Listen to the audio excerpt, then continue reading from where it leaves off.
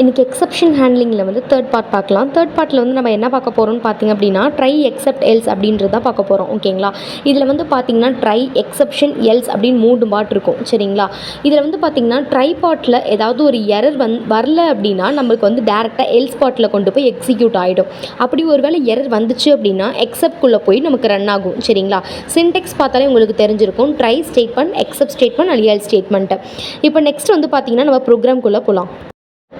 ப்ரோக்ராமிங்கில் நம்ம எப்பயும் கொடுக்குற மாதிரி A = int input அப்படின்னு கொடுத்துட்டு ஒரு value and B = int input அப்படின்ற மாதிரி என்டர் த வேல்யூன்னு கொடுத்துருக்காங்க. நெக்ஸ்ட்டு நம்ம ட்ரை பார்ட்குள்ளே வந்துடலாம். ட்ரைக்குள்ளே நம்ம ஒரு கண்டிஷன் கொடுத்துருக்கோம். ரிசல்ட் A / B அப்படின்னு சொல்லிட்டு. சரிங்களா? இந்த கண்டிஷனை வந்து நம்ம சாட்டிஸ்ஃபை பண்ணோம். அப்படி நமக்கு இந்த கண்டிஷன்ஸில் வந்து எரர் வந்துச்சு அப்படின்னா நம்ம வந்து என்ன பண்ணணும்னா எக்ஸப்ட் எரர் டிவிஷனுக்குள்ளே போய்டும். அப்படி எரர் வரலை அப்படின்னா நமக்கு எல்ஸ் பார்ட்குள்ளே போய்டும். சரிங்களா? இப்போ ஃபார் எக்ஸாம்பிள் வந்து நான் ஒரு அவுட்புட் கொடுக்குறேன்.